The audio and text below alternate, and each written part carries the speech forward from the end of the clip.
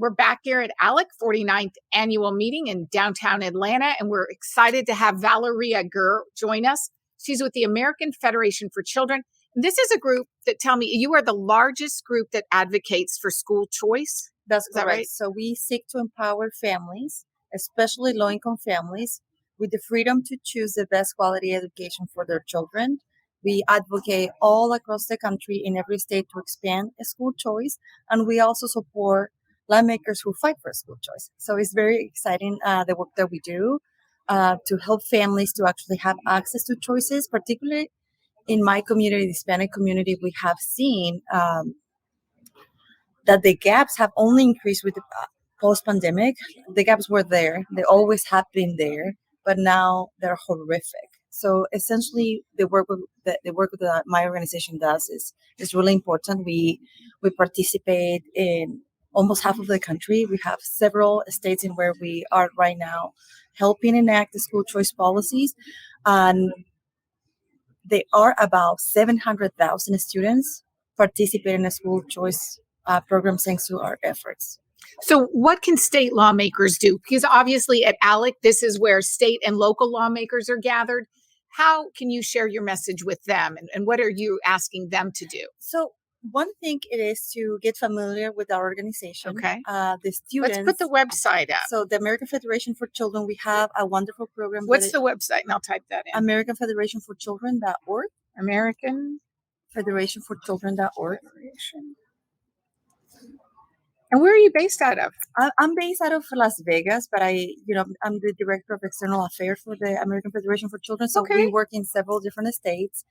I've been also fighting in Nevada for several years to pass a school choice. And I think one of the things that I'm seeing while I represent all the students and I want Right. all the students, but I've been writing a lot about Hispanics lately. Yes. And we are seeing a different phenomenon. Like, I think that what is exciting, it is to see essentially that Hispanics are not giving their vote anymore, as they used to. Just like a school choice have become a prominent issue. Hispanic moms want their kids to be successful. And I think that the Democrats are going to have to work a little bit harder this time, because we have been promised that the education system is going to serve us. And without a quality education, there's no such American dream. So all the pollings are showing that, Hispanics are not happy with this administration, and that education is a key issue, and they haven't not been able to fix the problems. If anything, they're trying to reduce what has been done with the charter schools. They're taking away funding. They're taking away programs from low-income families. So we want to see expansion of school choice. We want to make sure that Hispanics know that organizations like ours advocate for children, and we want families also to know. So I think what lawmakers can do is be very vocal about it. That freedom for education is good. All the research shows that it's good, and that the teachers union need to stop lying and just giving fake information, saying essentially the only way to fix education is to increase funding for public schools, and we have done that for several years with zero accountability. So what I like to see is every legislator to be very vocal about their support for school choice, so that we can get it done for our kids and the future of this country. I think that, Valeria, everything you're saying resonates with our members here at ALEC. At ALEC, we have model policy that gives parents more options. We call it education freedom, or sometimes we refer to it as, the parent empowerment movement. Yesterday here at our annual meeting, of course, we heard from the Virginia Secretary of Education, Amy Goodera. Virginia is really on the forefront of the whole battle for taking back our schools and giving our parents more access to what's happening in the classroom.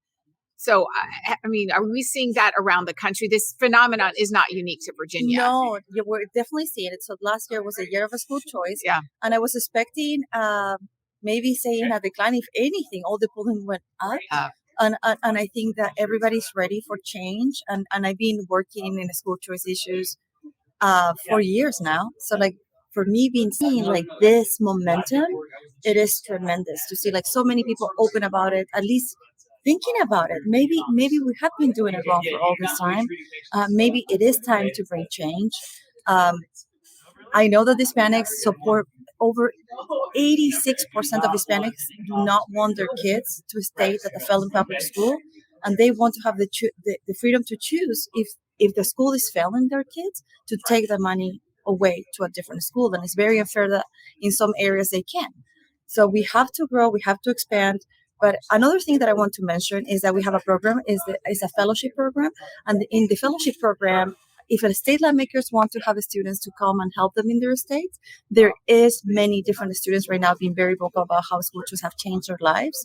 I met yesterday some wonderful fellow students that share their stories, and it's very powerful to see what the school choice have done in their lives and how it has changed their lives. So education is key. We talk about it. We say that education is key, but it is time to empower families, our kids, and being able to really give them the tools that they need to be successful. I am proof of the American dream.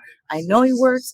And all we need to just do is support our students and families in better ways, in ways that we haven't yet. Well, thank you, Valeria. Thank You're you. so eloquent. You are a fabulous spokesperson for your organization. You want to check out their website. It's the American Federation for Children.org.